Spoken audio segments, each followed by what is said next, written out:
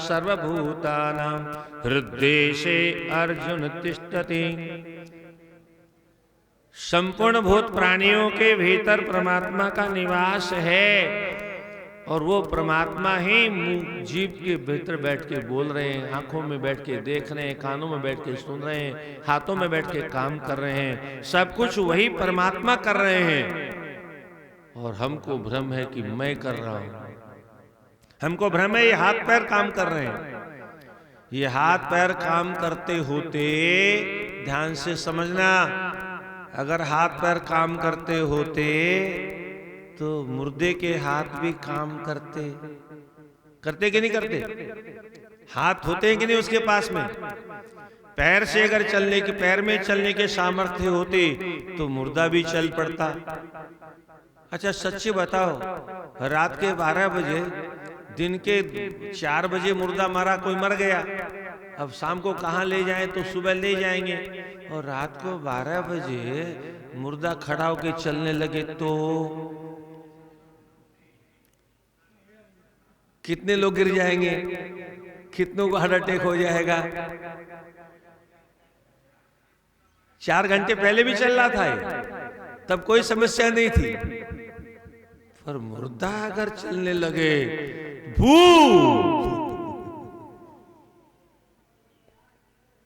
कहने का तात्पर्य वो जो परम पिता परमात्मा जीवात्मा के रूप में शरीर के भीतर विद्यमान है, केवल इसी के भीतर नहीं, चराचर जगत में, चाहे पशु हो, चाहे पक्षी हो, चाहे गाय हो, चाहे भैंस हो, सब के भीतर वो परमात्मा विद्यमान है। और वो परमात्मा ही इस शरीर को सब कुछ करने की शक्ति देते हैं। इसलिए भगवान यहां तक कहते हैं गीता में, यत् करोषि यदश्नासि यज्जुहोषि ददासि यत् पश्यसि कौन्तेय तत्कुरुष्व मदर्पणम्। यदश्नासि, जो तुम खाते हो, हाँ, यत् पश्यसि, जो तुम देखते हो, तुम जो कुछ भी करते हो वो सब मुझे अर्पण कर दो, क्योंकि मैं ही करता हूं, तुम नहीं करते हो।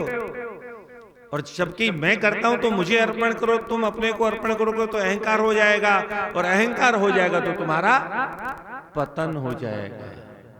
मैंने किया तो एक तो अहंकार होने से पतन हुआ, दूसरी हानि क्या हुई? मैंने किया तो फिर भोगना भी तो मुझे पड़ेगा। इसलिए मैं करता नहीं हूं, कर्ता जगत के परमात्मा है। और इसलिए जो कुछ हो रहा है, इसलिए हमारे यहाँ कोई भी कार्य करो, अब कभी भी पाठ होता है, अभी पाठ चल रहा है 108 पंडितों के द्वारा, पाठ के बाद में कृष्णार्पणमस्तु,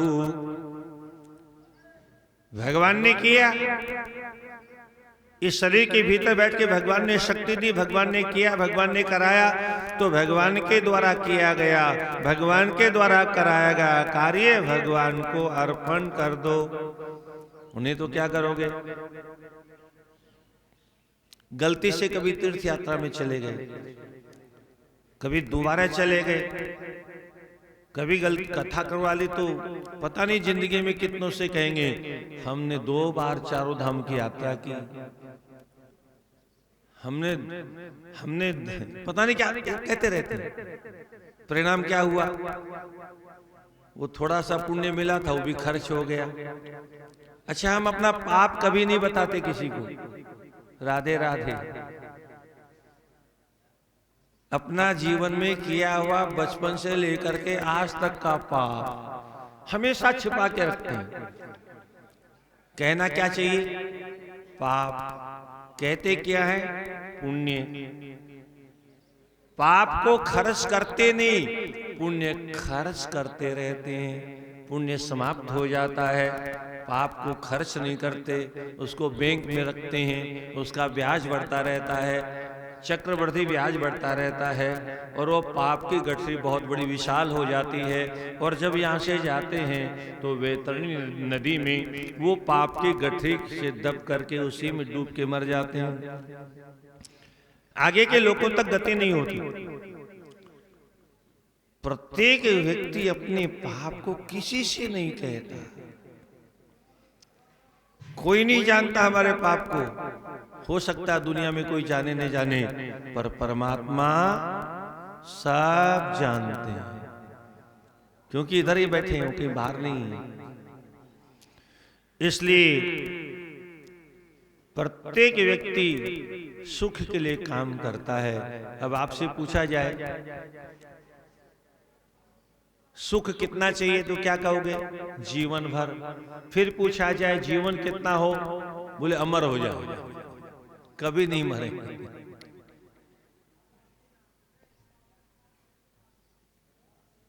परमात्मा की सारी व्यवस्था चौपट हो जाएगी। इसलिए संसार में आना और जाना लगा रहता है। वृक्षों में पुराने पत्ते झड़ते हैं, फिर नए पत्ते आते हैं, पुरानी डालियां टूटती हैं, नई डालियां आती हैं। ऐसे संसार में भी पुराने झड़ते रहते हैं और नए पुष्प आते रहते हैं। पुराने पुरुष जाते रहते हैं, नए पुरुष आते रहते हैं। और एक ईमानदारी की बात यह है कि वस्तुतः बुढ़ापे को रख के भी क्या करेंगे? राधे राधे। उठा जाता नहीं, बैठा जाता नहीं, एक गिलास पानी पिया जाता नहीं, घर वालों को पुकारो तो कोई एक गिलास पानी देने को तैयार नहीं है, तो इसको रख के भी क्या करेंगे? इसलिए हमारे यहाँ महापुरुष तो यहाँ तक कहते हैं मृत्यु भी भगवान का उपहार है, मृत्यु भी परमात्मा की कृपा का फल है। अगर कोई खटिया में पड़ा ही रहे और सड़ता ही रहे और मरे ही नहीं, कल्पना करो आप, है? घर वाले रोज प्रार्थना करते हैं, हे भगवान अब तो उठा लो, हे भगवान अब तो उठा लो। खुद भी भगवान से प्रार्थना करता है, वो भी गया, मेरा पता नहीं कब नंबर आएगा। परमात्मा की प्रतिक्रिया कृपा से भरी हुई है, अपनी दृष्टि से हमें नहीं दिखाई देता।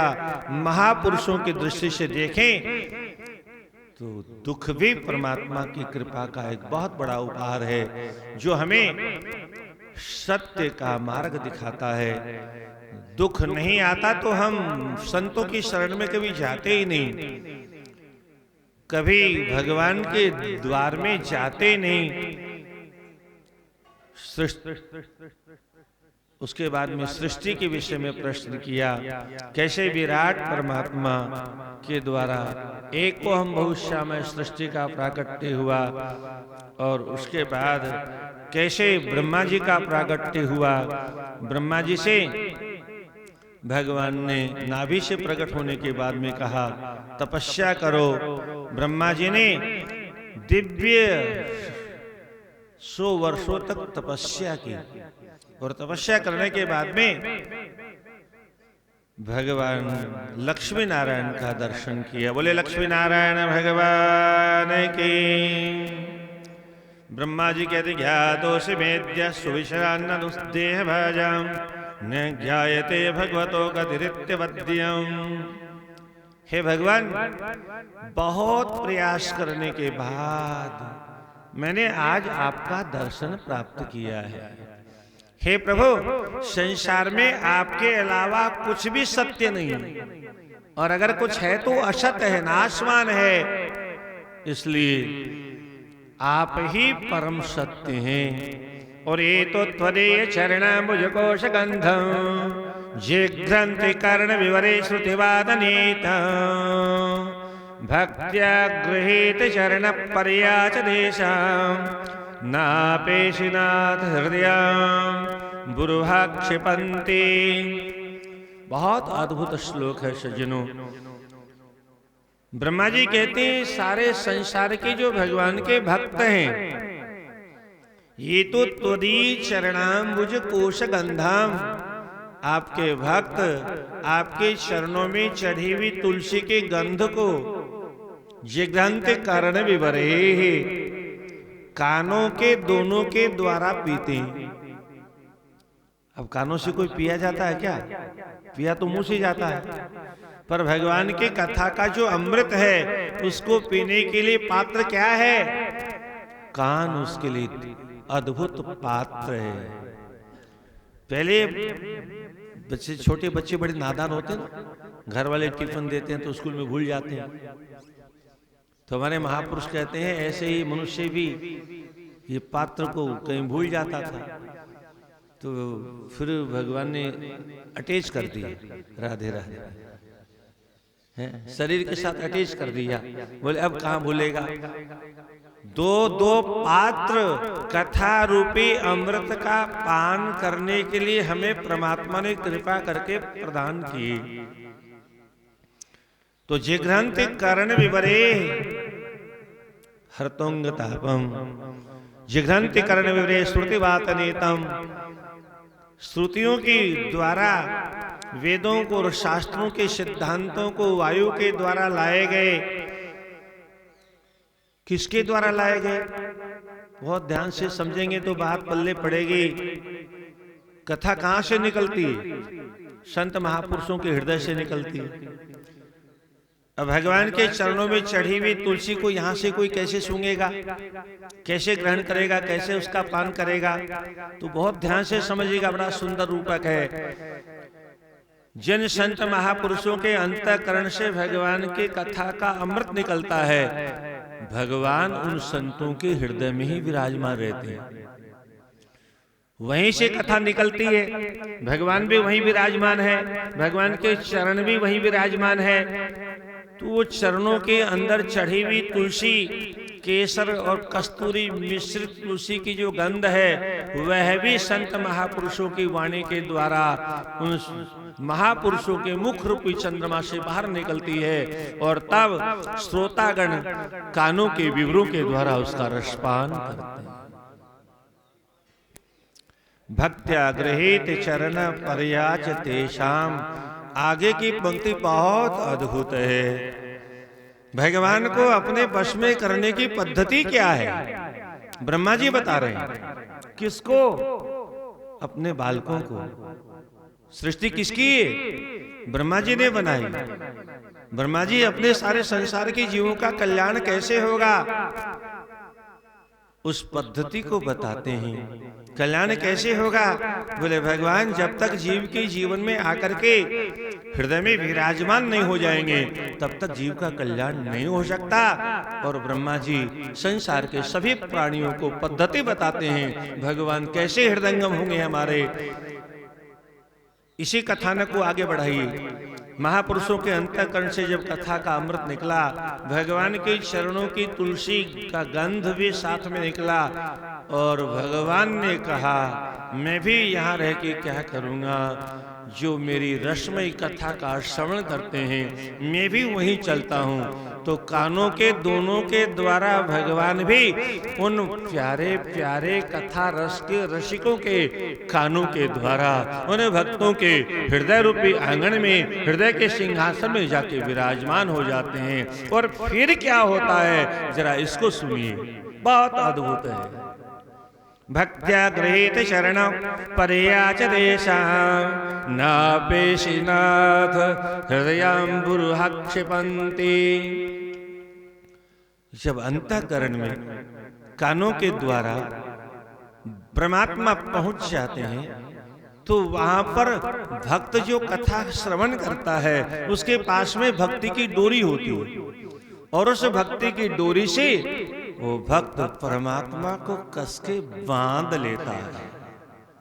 और जब कसके बांध लेता है तो आगे ब्रह्मा जी कहते हैं, हे संसार के लोगों, मैं तुमसे सत्य कहता हूं, वो प्रेम की डोरी इतनी मजबूत है कि परमात्मा वहां से बाहर जाना भी चाहें तो नापेशिनाथ हृदयाम्बुरुह क्षिपन्ति। उस भक्त के हृदय को छोड़ करके परमात्मा बाहर जा नहीं सकते।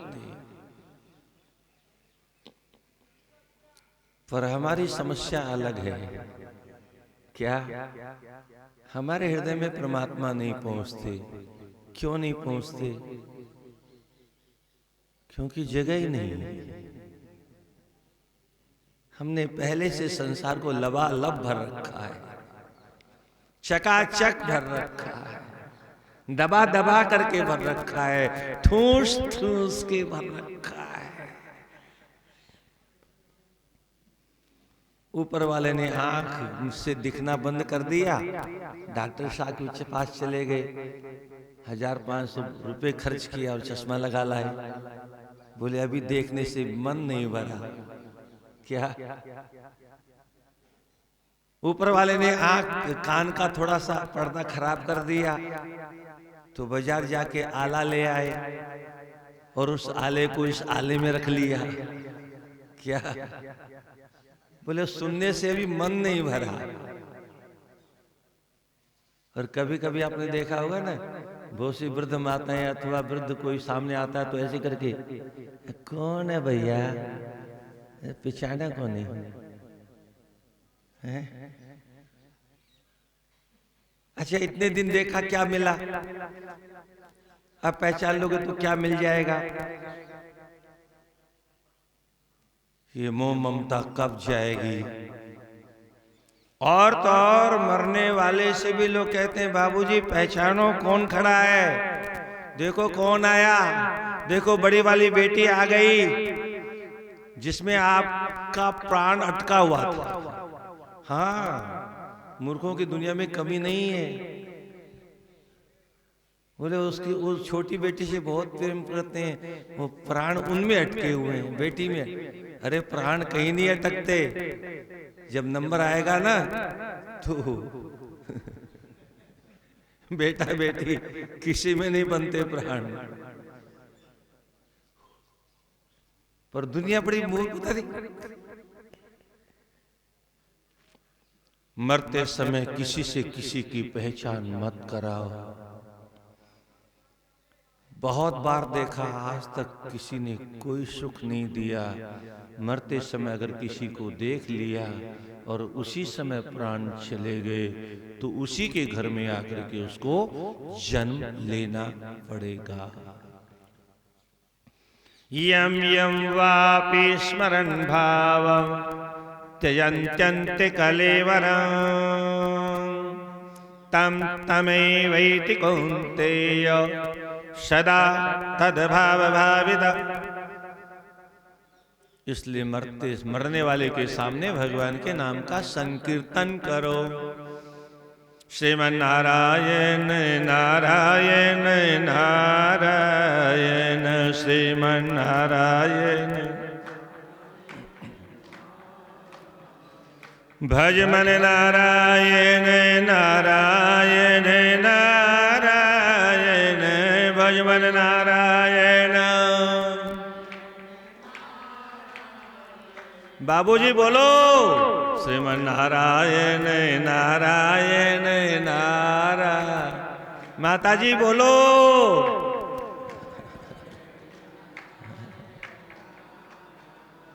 नाम कल्याण करेगा, बाकी दुनिया वाले इनको याद करने से आज तक केवल दुख मिला और कुछ नहीं मिला। इसलिए आगे फिर ब्रह्मा जी यही कहते, तावत् भयम द्रविणगेह सुरन्निमित्त शोक स्पृह परिभवो विपुलस्य लोभ तावत् ममेत्य सदवग्रह आर्तिमूलम् यावन्न तेंग्रिम भयम प्रवणीत लोकः। ये ब्रह्मा जी की स्तुति बड़ी अद्भुत है। भागवत जी का तो प्रत्येक श्लोक क्या, प्रत्येक अक्षर अद्भुत है। और एक एक श्लोक की व्याख्या की जाए तो एक एक सप्ताह चाहिए। राधे राधे।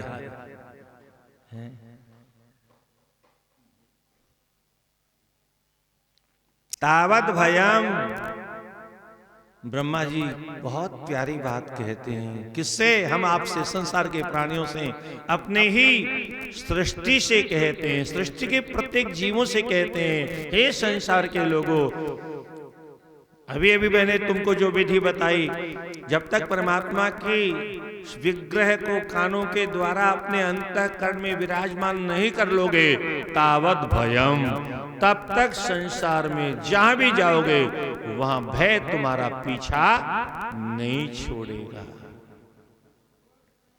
किस किस का भय होगा? नाम भी बड़े लंबे लंबे गिनाए। तावत भयम द्रविण, धन का भय बना रहेगा। हाय धन, हाय धन, हाय धन। पहले तो कमाया, अब उसके संरक्षण में, अब इसकी रखवाली कैसे करें? हे भगवान, हे भगवान, किसी की नजर न पड़ जाए, कोई संबंधी देख न ले। घर वालों से भी डर लगता है, घर वालों से भी दबा करके। अरे और तो और कोई बहन बेटी आ जाए, उसको देना होता है कुछ, तो माताएं बटुआ खोलती हैं पर उसकी तरफ पीठ कर लेती है।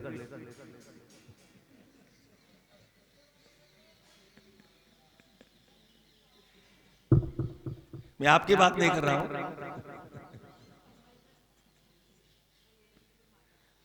पता नहीं इतना डर लगता है, वो बटुआ देख लेगा कि छीन के भाग जाएगा, पता नहीं, पीठ करता। अरे आप जो दोगे वही लेगा, वो छीनेगा नहीं। पर हम, अरे आदत खराब है। धन के सामने बड़ी समस्या है। पहले तो आगम हो, आगम में कष्ट उठाना पड़ता, तब आगम होता है, फिर उसकी रक्षा में बहुत कष्ट होता है, और फिर खर्च करने में बड़ा कष्ट होता है। क्या? उसके आदि में भी दुख है, उसके मध्य में भी दुख है, उसके अंत में भी दुख है। बहुत कष्ट से कमाया। लोग कहते हैं हमने बहुत मेहनत से कमाया, और नालायक ने सब बर्बाद कर दिया, क्योंकि बिना मेहनत का मिला था। तावत भयम द्रविण, धन में भी भय है, गे घर में भी भय बना रहता है। अरे दरार आ गई, कहीं गिर न जाए, भूकंप न आ जाए। सुहृण्य वित्तम, अपने संबंधियों से डर बना रहता है। कभी शोक सभा होती है, कभी किसी की कामना होती है, कभी परिभव, कभी पराजय हो जाती है किसी से, उसका डर बना रहता है। कभी विपुलस्य लोभ, कभी बहुत अधिक लोभ होने के कारण और किसी तरह से डरते डरते धन कमाता है।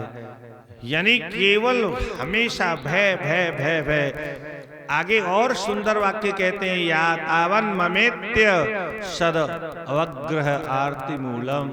संसार में सबसे बड़ा कष्ट का मूल क्या है, जड़ क्या है कष्ट की? इस जड़ को समझिए आप, और हम आप इसी जड़ को पकड़ के बैठे। असद अवग्रह, असत माने नाशवान पदार्थों को मेरा है ऐसा मान के हमने जो पकड़ के बैठे हैं। ये शरीर मेरा है, इसको पकड़ के बैठे हैं। घर मेरा, उसको पकड़ के बैठे हैं। परिवार मेरा, उसको पकड़ के बैठे हैं। धन मेरा, उसको पकड़ के बैठे हैं। यही तो कष्ट का कारण है। आरती माने कष्ट का मूल कारण यही है, नाशवान पदार्थों को हमने अपना मान के पकड़ लिया। नाशवान का मतलब जिसको हमने अपने हाथ में पकड़ा है वो नाशवान है, तो नष्ट होगा। वो तो नष्ट होगा तो हमको दुख देगा कि नहीं देगा? जैसे जवानी चली गई, अब कितना कष्ट होता है उठते समय। फिर कभी कभी कहते हैं हम भी कभी जवान थे। हाथी होता ना, हाथी बोले हा, हम भी कभी थे, हम भी कभी थी, हाथी हाथी हा हम थे। काय को रो रहे हो? जो थे सो थे, तो चला गया सो गया। अब जो बचा हुआ है इसका कुछ उपयोग करो। लोग कहते हैं महाराज बुढ़ापे में क्या करें, अब तो घर वाले भी नहीं पूछते।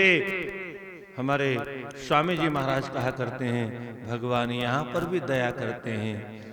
बुढ़ापे में जब घर वाले नहीं पूछे, कोई चिंता की बात नहीं, क्या करो?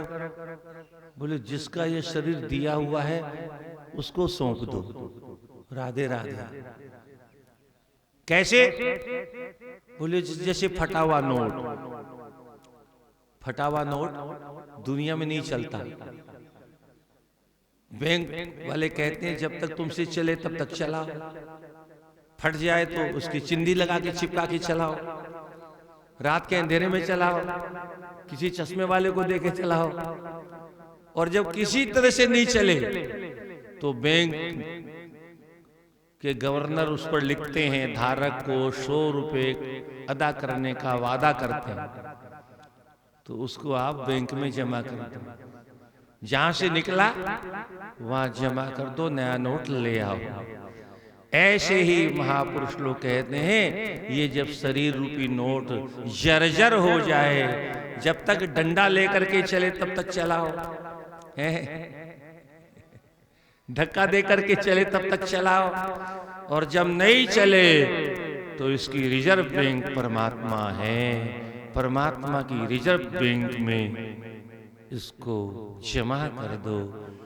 और ऊपर से नहीं, जमा करने के बाद में कहो हे नाथ मैं आपका था, हे नाथ मैं आपका हूं, हे नाथ मैं और किसी का था नहीं और किसी का हूं नहीं और किसी का बनूंगा भी नहीं, मैं आपका हूं और आप मेरे हो, आपके अलावा मेरा कोई था नहीं। ये मेरी नादानी थी, नासमझी थी, अज्ञता थी, अल्पज्ञता थी, आले दर्जे की मूर्खता थी। आज तक मैं दुनिया को अपना मान करके दुनिया को अपना समझता था। सच तो ये है कि आप ही सबके हो, सब आपके हैं, मैं भी आपका हूं और आप भी मेरे हो। हमारे यहाँ महात्मा तो यहां तक कहते हैं नैना अंतर आवतु, क्या कहा, नैना अंतर आवतु जो नयन जपे।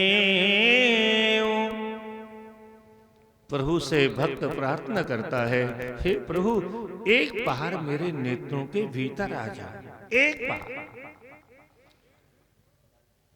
और जब आप आ जाओगे तो मैं अपनी आंखों को बंद कर लूं। जो नैन जपे, बोले फिर क्या करोगे? तो बोले फिर हो ना देखूं और को, और ना तो ही देखन देऊं, न तो मैं किसी और को देखूंगा न आपको किसी और की नजर लगने दूंगा। बस